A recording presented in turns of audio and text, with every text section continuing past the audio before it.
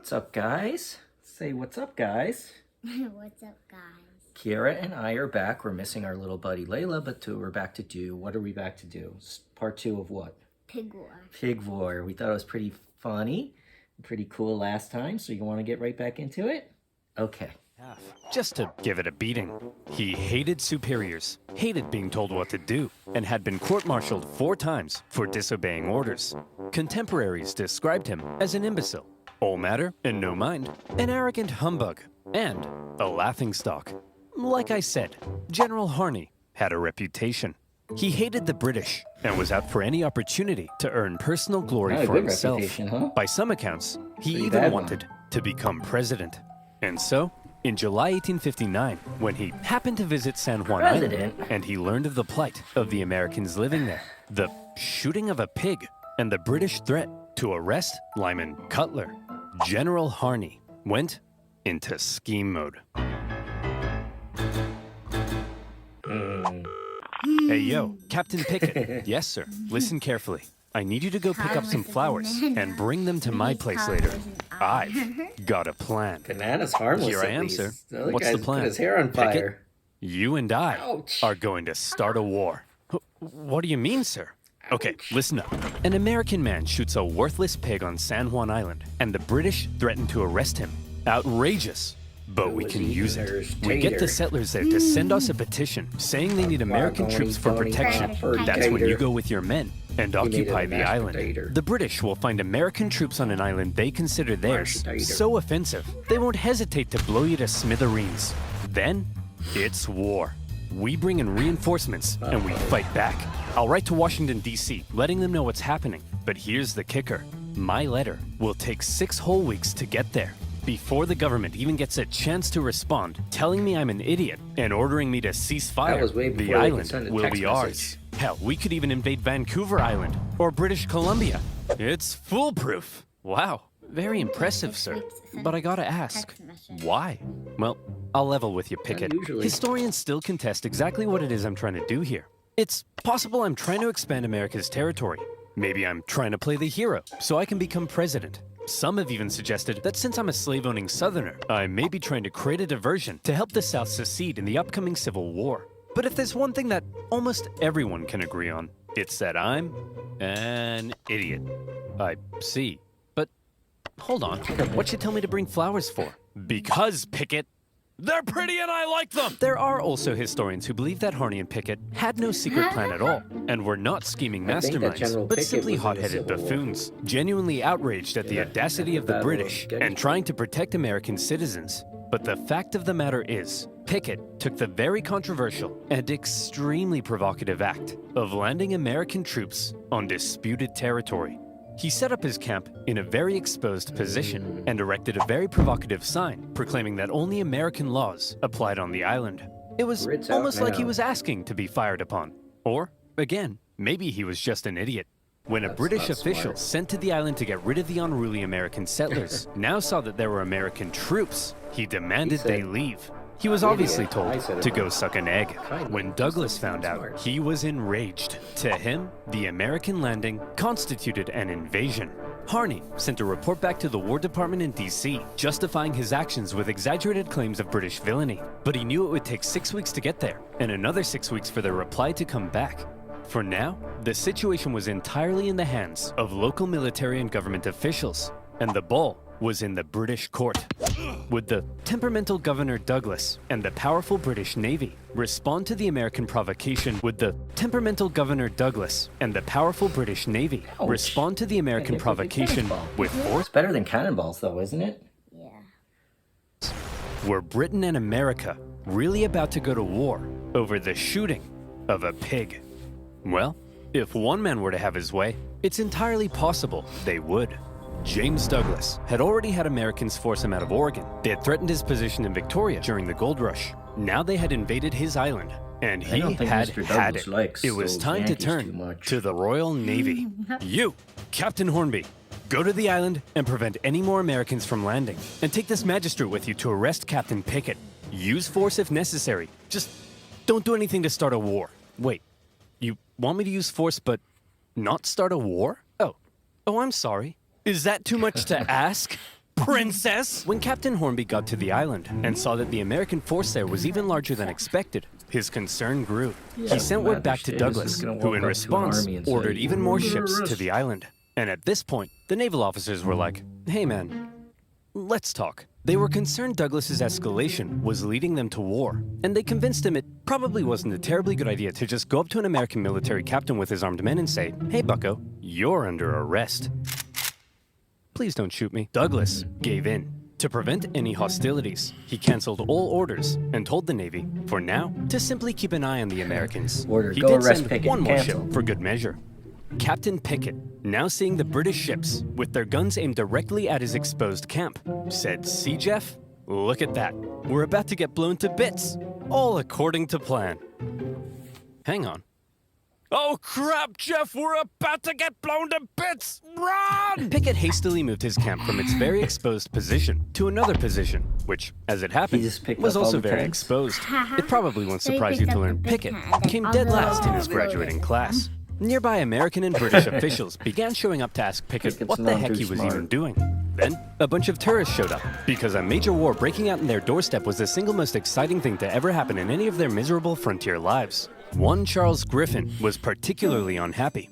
First his pig had been shot. Now his sheep pastures were being his trampled pig. by soldiers and tourists alike. He complained to Governor Douglas, who was still pretty upset about the whole thing. Douglas felt British honor itself was at stake. So he decided that if American forces were allowed to be on the island, well then by golly, the British should be there too. It would be a joint military occupation. Upon hearing Douglas's new plan to no. land British troops on the island, Seems like a Captain bad Hornby idea. decided to go speak with Pickett in person. After informing him of the plan, Pickett replied that if they dared land, he would open fire. So there they were. The British had orders to land. The Americans had orders to prevent their landing. This was it. War over a small island. What do you think? Are they going to go to war over the little island? Maybe. Maybe. Do you think that, what would you do if you were there? Would you talk reason to them and make sure that they shared? I don't know, guys. I don't know, because I think they're going to start a war, because Because they're not being reasonable. they're just fighting over it. In the middle of nowhere, over a pig and some It is called the potatoes, Pig Wars. over whether the US-Canada border looked like this or like this. It was stupid. Hold on. See the difference. This is stupid. To heck with it. I'm not landing those troops. I'm not gonna be the one who starts a war. Finally, somebody's being Captain smart decided about it, right? not to follow Douglas's order. And good thing he didn't, because pretty soon after that, the leading British admiral in the entire Pacific region showed up. Rear Admiral Baines outranked Governor Douglas. When he heard of everything that had been going on, he was stunned. But when he heard that Hornby had refused Douglas's plan to land troops, fools, I tell you. Baines could have kissed him. Whether he did or not, history doesn't tell. But I like to think they did. The Rear Admiral canceled all of Douglas's orders and instead pursued a policy of not interfering with the Americans until he could contact the British government. The Americans, not knowing the British no longer intended to land, had sent reinforcements and began fortifying. But even still, the British Navy did nothing. And finally, when word made it across the planet, informing the two governments of the ongoing crisis, everyone was shocked. Holy crap! Harney landed troops on disputed territory? Man, I hope the British don't find out about this. Buchanan? Oh crap! The British! Why are we getting reports of American troops on San Juan Island? Whoa, whoa, whoa, whoa. I don't know, man. Nothing to do with me. But you're the president. What? Breckenridge? Am I the president? Yes, sir. And hey, we got a problem. It looks like the southern states are considering seceding. And we're headed for the biggest crisis in the history of the nation. And it's your job to fix it, sir. Sir? Oh no. Go away.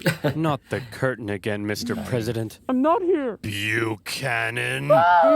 Back in the Pacific Northwest, Harney was beginning to realize the government may not be terribly impressed He's not with a his good reckless president, huh? actions. So he began firing off even more aggressive letters, justifying what he had done. Tell them the Hey, British were don't sending pay bands of Indians to attention to attack the our men men, by the and that they're virgin. big meanies with coal for hearts, and that they made me cry like a little girl. Wait, no, that makes me sound weak. They made me cry like a big girl. Yeah, that's it. When the president received Harney's new letters, his anxiety only grew stronger. Oh, crap. Hey, General Scott, please make this go away. Leave it to me, sir. General Winfield Scott was the commanding general of the entire U.S. Army. Well known for his negotiation skills, he was a veteran of the Mexican-American War, during which time he had to deal with General Harney's idiocy and insubordination. And he watched as Harney got away with it all, thanks to his friends in high places. It's safe to say that Scott really did not like General Harney. By now, General Scott was racked with gout, and he was so big he had to be hoisted onto his ship in a basket. Nevertheless, he began the long journey to the Pacific Northwest. Okay, everyone, get over here. Will somebody please tell me what the heck is going on? I'll tell you, General. It all started on one fateful day last summer. Spuddy? All right, you damn dirty pig. That's the final straw. What? Hey, you can't get away from me! Look at that pig. Nowhere left to run, eh? I'm gonna enjoy this. Kill the piggy. Simon, if you spare my life, I grant you 3 wishes.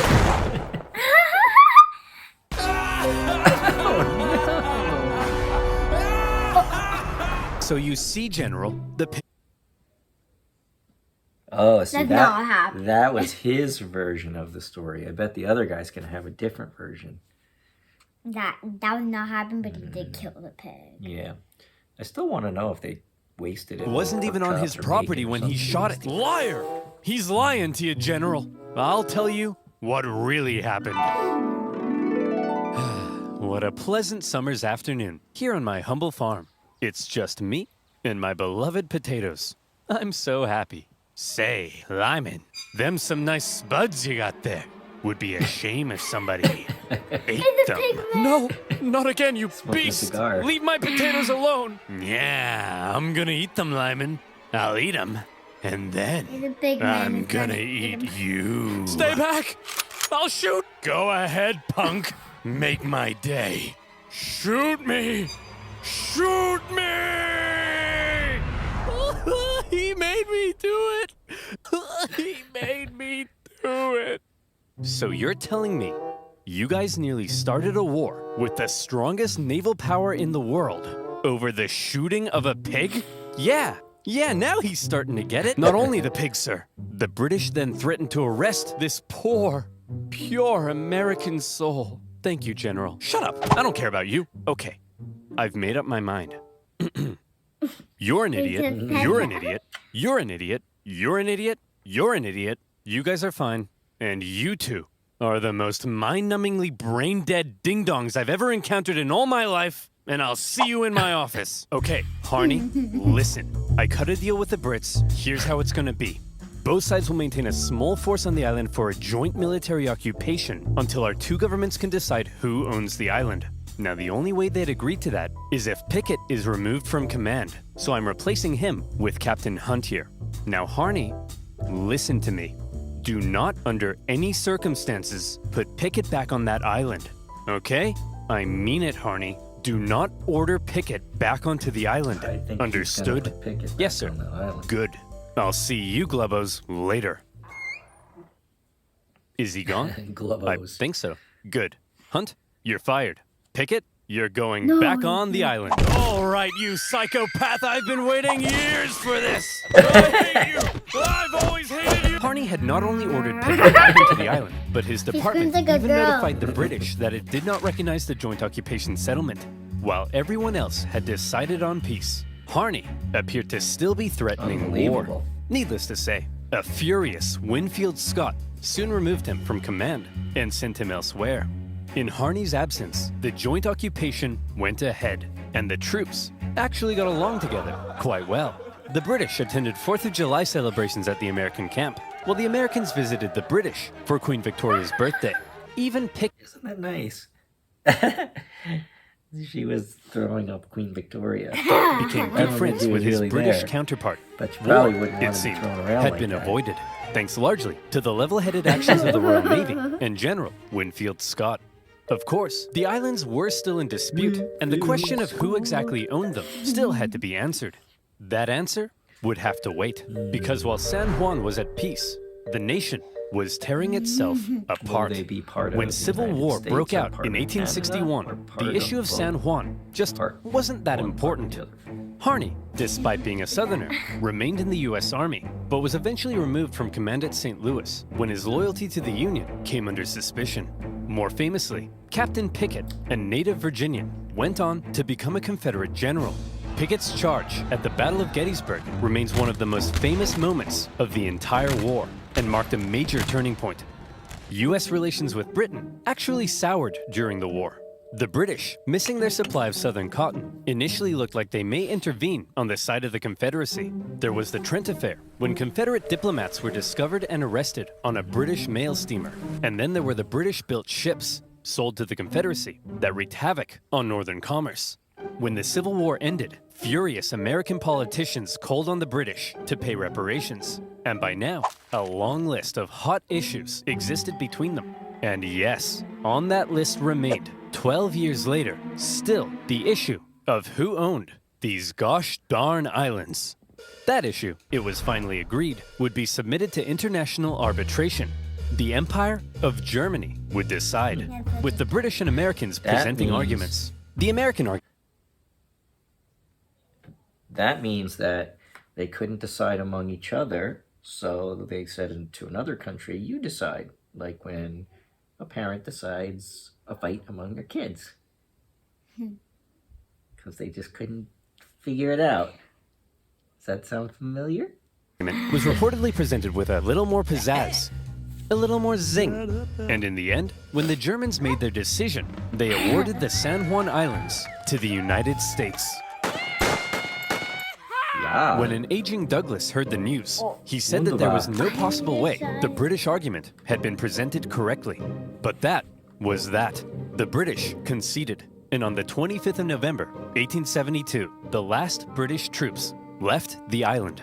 As the Americans entered the British camp to raise their flag, they found that the British had removed the flagpole. One last up yours to Uncle Sam.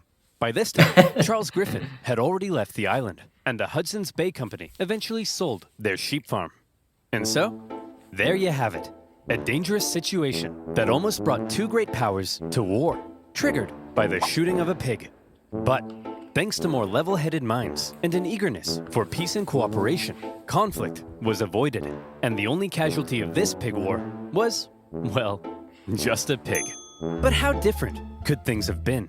What if the British Don't had forget the attempted to tater. arrest Pickett? What if they had landed troops? Could the two sides have actually gone to war? Goodness. Could America have invaded Canada?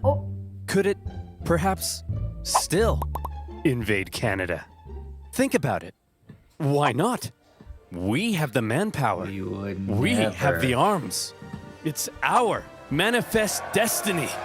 Picture a future where American mounties wear red, white, and blue and hail the stars and stripes. Where Wayne Gretzky would wave the American flag every 4th of July in the streets of Montreal. Maple syrup, the greatest American food. Banff, the greatest American national park. One united nation under the leadership of our glorious president, Drake. No longer shall we tolerate our smug neighbors to the north with their affordable insulin and endless comments complaining that I don't talk about Canada enough in my videos. That's right, Canadians. Watch your backs. Sleep with one eye open tonight because Biden's coming, baby. And this time, he's coming with a vengeance.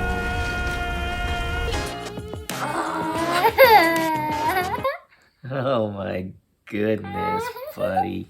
Okay, sweetie. So how did you like the ending of that? Good, and it was also funny. It was funny, and that's why we like these videos, right? Because they're very funny and they make history fun. That was a fun story. I really didn't know about that, and I know a lot about history.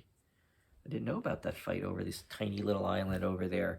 I feel a little bit bad that Britain and now Canada didn't get their little San Juan Island, but that's what the Germans decided, so that's the way it is. But we would never invade Canada now, right? Because they're our pals. We like them very much. They're what we call our allies. And Britain too. We all became bestie buds, right?